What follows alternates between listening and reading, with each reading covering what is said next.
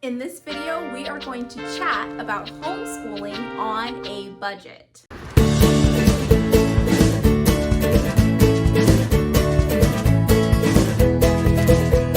Are we there yet? Well, welcome back to the channel. I want to thank you guys for joining me for another video.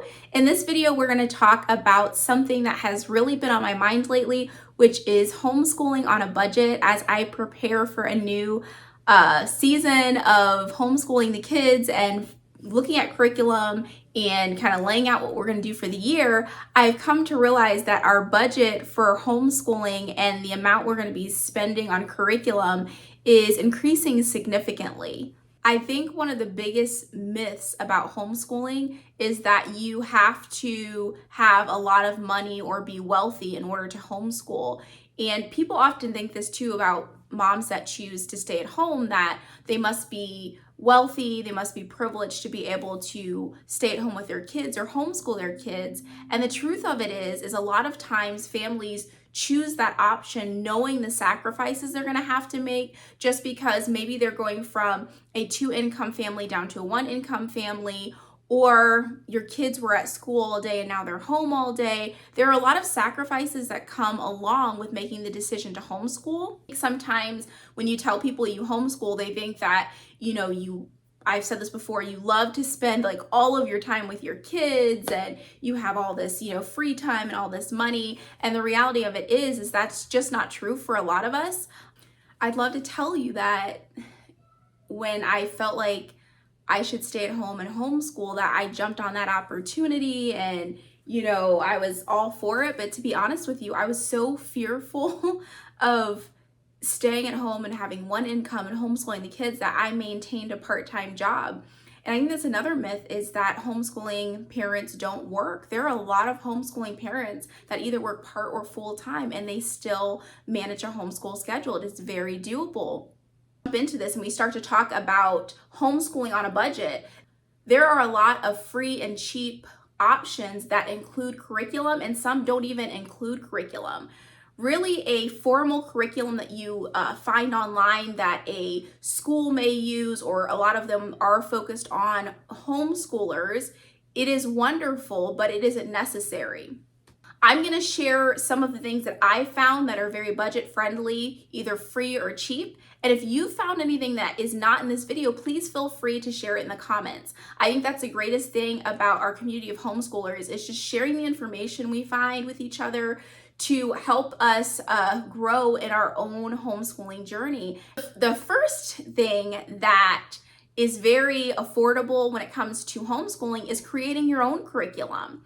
We did this in the summers when the kids were in public school, so they didn't lose the knowledge that they learned the year prior. There's always that summer slide that you hear teachers talk about. I wanted to make sure our kids maintain the things that they learned. We did themed units. So we would pick a subject or subjects over the summer that we would dive into and integrate that in many different subjects. It was great because it didn't really require spending a whole lot of money. I would work on it in the spring, and that way it was prepared for when the kids were off in the summer. We would use lots of library books and resources. So for example, say your kids are really into animals. We did an animal unit one summer. It was great. We dove into a bunch of different animals. We learned about mammals, and we learned about carnivores and omnivores and herbivores, and just a lot of different science things like that. We took trips to the zoo because we got a zoo membership. And so as we studied about different animals, we would go to the zoo and we would see those animals, and I'd bring a notebook for the kids to draw pictures of the animals or interesting things that maybe we learned about. Another idea is you can integrate that into your math. So at the time my kids were little, and you can look online, there are tons of free resources and worksheets that you can print, but say you print one of a leopard. You can find this by just doing a simple online search, leopard coloring pages, or you can look on Teachers Pay Teachers. A lot of teachers post some free worksheets on there, or education.com is something that we have used. I'll talk about that a little bit later. and how that's helped us, but they have printables on there. You can even create worksheets free on Canva. And so with that idea of printing out a leopard, you can take your child's finger and you could dip it in some black finger paint and let them put the spots on the leopard, and then let them count how many spots they found on the leopard, and maybe learn some fun things about a leopard. If you have older kids, maybe they really just enjoy zebras. And so you go to the library and you get some books on zebras, and you have them write out some of their favorite facts about zebras. And you can integrate some language arts into this by maybe having them color code the subject and the verb and the adjectives and the adverbs. So you can cover a lot of different things within that unit.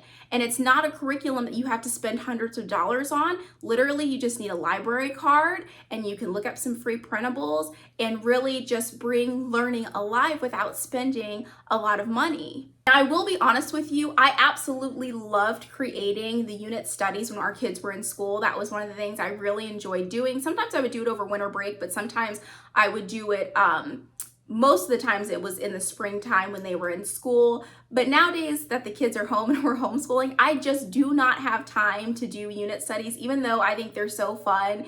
And I love a good unit study. So if you have a lot of time and that's something that you can plan and prepare and create, that's a wonderful idea. Maybe if you're like me and you're short on time, you don't have the time to sit there and plan out a unit study, you can find pre-made unit studies online. I know I saw some on Teachers Pay Teachers. There are lots of bloggers that do unit studies, and everything's all typed up for you. The worksheets are all there. The lesson plans are all there. It's kind of more open and go. So that's also an option if you decide you want to dive into some unit studies. And honestly, they're very affordable. Most of the unit studies that were pre-made that I saw online were under $50. And so that's just another good resource if you're looking to get into learning without spending a lot of money on a curriculum.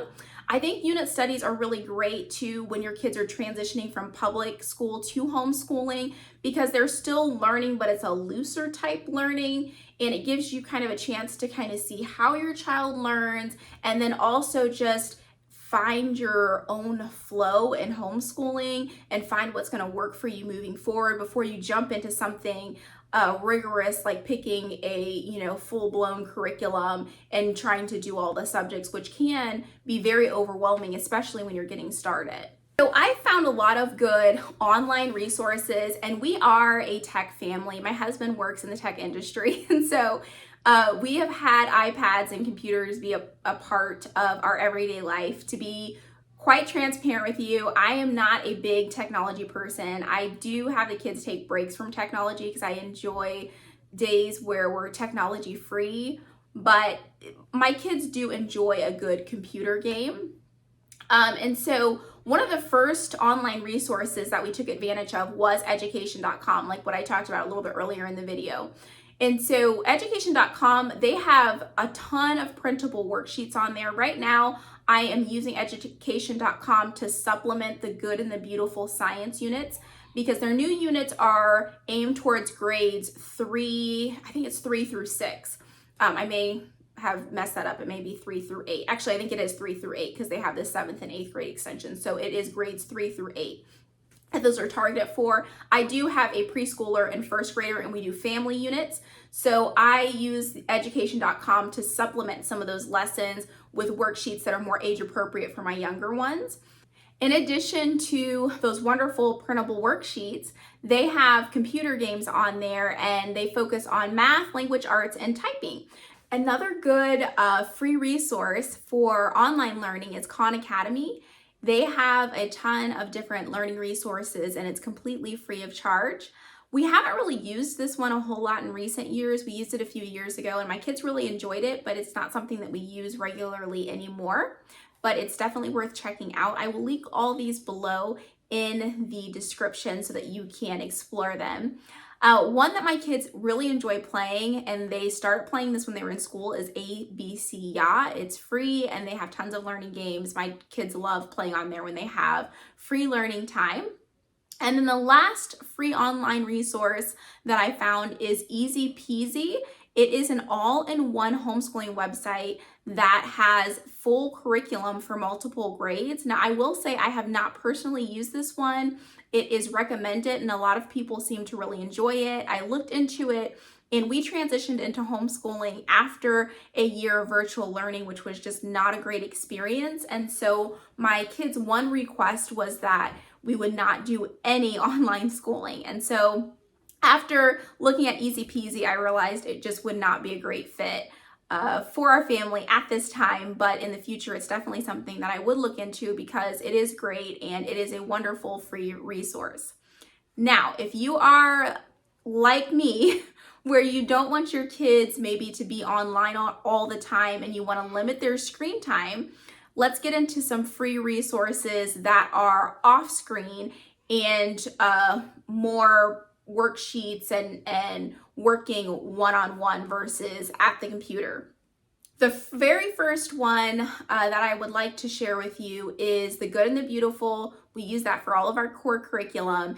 And as I was talking about earlier in the video, last year, some of our kids kind of flew through their levels. It was easy and they were ready for a new level before the end of the year, but buying another book was just not in the budget at that time. And so a huge blessing with the Good and the Beautiful curriculum is they actually have free printable PDF versions of their language arts and math curriculum. Language arts, their curriculum is K through 8, and for math, it is K through 6. And the curriculum is online and you can print it completely free. That includes the answer keys. I kept those on my computer just as a PDF file, but the worksheets or the workbook for the kids, I did print those off. As I've been evaluating this upcoming year, another thing that I've decided to do to kind of cut down the cost of curriculum is to eliminate a formal handwriting curriculum for my two older kids. At their ages, they have learned all of their print letters, they've learned all of their cursive letters, and right now they just need practice. So after looking through different handwriting books, I just decided that this year we're going to do some journaling. And so I'm going to buy each of the girls a journal, and each day they're going to take some time to write whatever they would like to write, as long as it's in cursive and as long as it's in their neatest handwriting. Another way that they're going to practice handwriting is to copy down their memory verses, because that's something I really want to dive into this upcoming schooling season. And that's another thing to realize, is that sometimes formal curriculum just is not needed for something like handwriting. You can honestly, even from the younger ages, you can work on handwriting using free printables online, or even just sitting with a child in a whiteboard and working on writing letters. You don't always need to dish out money for curriculum. While we're on the subject of curriculum, I think sometimes we forget that curriculum, like I was talking about earlier in the video, isn't always books. Sometimes it's just learning in general. And so take advantage of the free and affordable things in your area. A lot of museums and organizations and libraries have wonderful programs and classes for homeschoolers. Usually you can find these by doing a quick online search on either Google or Facebook. I would highly recommend joining a Facebook homeschooling group that's in your area, because a lot of times those events are posted on there. But this is a great way to kind of branch your learning outside of your home. I love taking opportunity to learn out in the world and get out of our house with our learning. And a lot of museums offer free days throughout the year. We've gone to a lot of these and it's been so fun to learn and explore, and it's very affordable. There are also a lot of organizations that offer discounted admission for homeschoolers on certain days. And so this can be a huge savings and a way for your kids to learn. So definitely look those up and take advantage of that. It can supplement your learning, or say that you decide that you want to do units. That's a great way to really dive more into the unit that you're studying. Whether you're a new homeschooling parent and you're trying to find curriculum, or you've been homeschooling for a while and you're planning for a new homeschooling season, I hope you are able to find a curriculum that fits well in your budget. And really, it doesn't matter how much money you spend on curriculum. Whether you spend a lot or a little, as long as our kids are learning and growing, that is the most important thing. There are many different learning styles, and honestly, that is the beauty of homeschooling. So no matter what your budget is, as long as our kids are learning and moving forward, that is the most important thing. I hope as you plan for a new schooling season that you will not forget to enjoy the road of life.